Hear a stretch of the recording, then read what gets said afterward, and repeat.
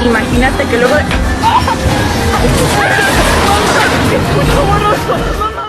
Beredar sebuah video di media sosial memperlihatkan seorang perempuan yang terbanting ketika menaiki sebuah wahana reality.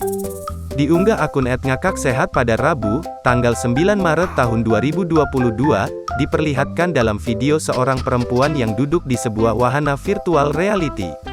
Dalam wahana ini penumpang bisa merasakan sensasi yang lebih nyata, karena kursi yang ikut bergerak bahkan bergetar. Setelah penumpang itu mengenakan sabuk pengaman, kursi wahana mulai bergerak berputar. Namun, wahana itu malah gagal berputar karena tersangkut hingga terjungkal. Penumpang itu pun ikut terbanting bersama wahana tersebut ke lantai. Video ini pun mendapat beragam komentar warganet.